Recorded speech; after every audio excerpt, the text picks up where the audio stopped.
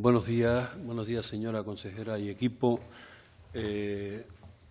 Me parece un acierto cuando el Gobierno decidió que unir economía con conocimiento y empleo, como usted resaltó al principio de su intervención, porque esa transversalidad que se pretende en las políticas entre las distintas áreas del Gobierno se facilita mucho más cuando están dentro de una misma área este tipo de planteamientos como pueden ser los referidos a economía, al conocimiento y al empleo. Eso por una parte. En estos días hemos asistido y estamos asistiendo durante los debates en estas comisiones y en diversas manifestaciones públicas de los distintos grupos políticos a la teoría de siempre de la oposición, que es la del catastrofismo respecto a lo que hay presentado o a lo que viene. Es decir, el catastrofismo se suele usar a veces para luego plantear miedo en la población, para luego, cuando vengan políticas de recorte o políticas que de alguna forma atenten contra los intereses de la mayoría social, porque piensan que van a sustituir al gobierno actual o lo que sea y las van a aplicar después, como pasó con la época de 2012 con la iniciación de la crisis, pues tener el campo allanado. Pero claro, es que ante ese miedo, que puede tener algunas bases reales, es decir, no tenemos un gobierno del Estado constituido, no hay unos presupuestos generales, la economía a nivel internacional tiene una serie de problemas, puede haber una recesión, Alemania estuvo a punto ya de caer en recesión ayer mismo, etcétera. Pues entonces eso se plantea siempre para justificar luego los recortes posteriores que vienen. Nosotros frente a eso decimos que no siempre se tiene que salir de esas situaciones con políticas de recortes y reformas que caigan siempre sobre la misma parte, como cayeron en estos últimos años. Es decir, eso es lo que nos diferencia en muchas ocasiones de las políticas que hacemos desde este sector a las políticas que se hacen desde la derecha habitualmente. Me parece importante que se haya destacado al principio de su presentación el objetivo 8 y el 9 de desarrollo sostenible. ¿Por qué? Porque, en definitiva, estamos marcando una hoja de ruta que a nivel internacional nos une con otros lugares donde también se estén adoptando situaciones parecidas en esa dirección, caminando ahí.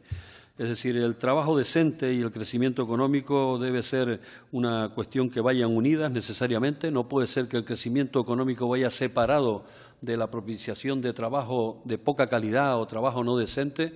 Por tanto, ambas cosas tienen que ir unidas. Y en Canarias hemos vivido la experiencia contraria durante los últimos años, donde cuando mejor estuvo nuestro principal motor de la economía, que es el turismo, pues los sectores de trabajadores y trabajadoras que están dentro del turismo pues han vivido en las peores condiciones laborales y económicas, con retrocesos, con recortes, con despidos, con inestabilidad, con precariedad, etcétera.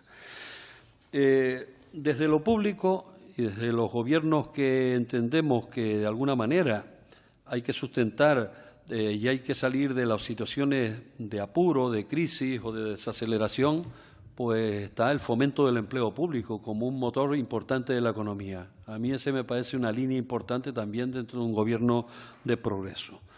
El que en estos momentos se haya propiciado pues 273 millones para políticas activas de empleo y subir un 16,5%, eso me parece importantísimo. La cuestión está en si vamos a ser capaces de iniciar de alguna manera o seguir profundizando en algo que siempre se muestra en el horizonte como utópico, que es la diversificación de la economía en Canarias, o vamos a seguir reproduciendo el mismo sistema y los mismos fracasos que hemos tenido hasta ahora. Ese es un reto importante que tiene este Gobierno. Sabemos que en una legislatura no se va a conseguir el cambio absoluto de la diversificación de la economía, pero sí por lo menos marcar las líneas y las tendencias para caminar en esa dirección. Dentro de las posibles creaciones de empleo está claro que habría que apostar, y supongo que lo tendrá entre sus previsiones cuando se desarrollen esas políticas activas de empleo, por los proyectos en zonas deprimidas.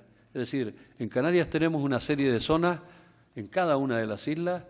Aquí ya no solo el problema de la doble insularidad, sino que la doble insularidad está hasta dentro de las propias islas, ya sean islas capitalinas o no. Es decir, entonces habrá que apostar porque la calidad de vida de los trabajadores y trabajadoras de todas las islas estén en mejores condiciones.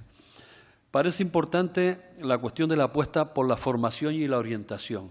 El otro día firmaba usted ese convenio de recualificación que yo le sugeriría, y supongo que lo tiene ya en consideración porque yo lo he manifestado en anteriores ocasiones, y como decía antes el portavoz del Grupo Mixto, respecto a la evaluación. Es decir, estamos en Canarias cansados de destinar dinero para determinadas actividades que después no se ha sabido cuál ha sido el resultado de las mismas. Por tanto, de alguna forma yo creo que esta consejería, en aras de la transparencia y demás, pues está comprometida con que conozcamos los resultados de en qué se invierte el dinero público, para qué se invierte, qué resultados tiene, etcétera, sabiendo que no siempre tiene que haber pues unos resultados económicos, porque a veces tienen unos fines más sociales que de resultados económicos, pero en definitiva que se nos explique suficientemente a la población qué pasa con el dinero público. Desde su consejería y desde la Consejería de Hacienda creo que tiene una tarea transversal, que es hasta cierto punto unir el control del fraude laboral con el fraude fiscal. Es decir, hay una actuación transversal porque ambas están perfectamente unidas, y ese control sobre el fraude laboral y el fiscal, y ese fraude fiscal, que viene a significar casi un 30% del Producto Interior Bruto de nuestra economía, creo que es importantísimo si queremos seguir buscando recursos para hacer la redistribución de la riqueza, que es lo que le corresponde a un gobierno progresista. Es decir, el que paguen más los que más tienen, el que aflore y todo el mundo de alguna manera pase por la ventanilla de Hacienda en la medida de sus posibilidades, y que luego ese dinero nos sirva para que la sanidad, la educación, la dependencia, el empleo, la pobreza, etcétera, pues puedan atenderse adecuadamente. Es fundamental, desde mi punto de vista también, el que desde su consejería se atiendan acciones como las de garantizar los derechos de los trabajadores. Es decir, esa calidad del empleo, esa vigilancia de que se cumple, que no se tienen horarios abusivos, o de que no se contrata a la gente por una cantidad de horas y se les hace pues trabajar otra cantidad diferente, que eso unido al miedo a perder el trabajo trae consigo que a veces no haya denuncias, o que a veces la gente agache la cabeza y simplemente continúe en esa situación. Por tanto, es deber de los poderes públicos el atender a esa parte de la población cuando está ahí. Fundamental es el compromiso con las pymes, que se tienen que modernizar seguramente, que habrá que fomentar la digitalización, que se tienen que intentar reagrupar de alguna manera también para poder ser más competitivos, que tienen que coordinarse para poder llegar también al terreno no solo canario, sino al terreno internacional. Fundamental también nos parece lo de las becas y todo lo que significa subvenciones y ayudas para el conocimiento.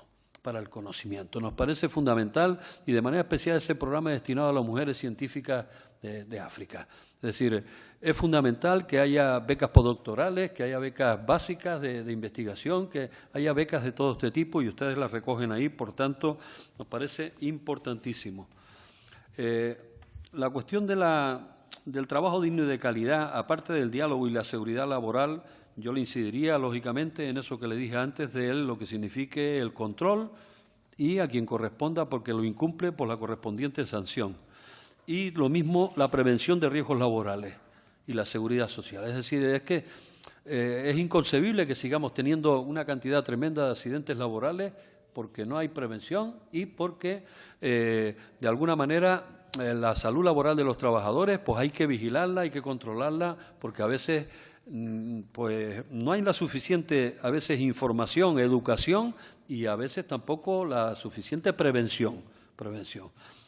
Una cuestión que querría destacar también dentro de los programas es el de la inclusividad, es decir, el que haya posibilidad de personas que tienen dificultades para el acceso al empleo tengan posibilidad también de acceder al empleo. Esa cuestión de la inclusividad es importantísima, como de la modernización de las oficinas de empleo, porque si el instrumento para gestionarlo no está modernizado, mal lo hacemos.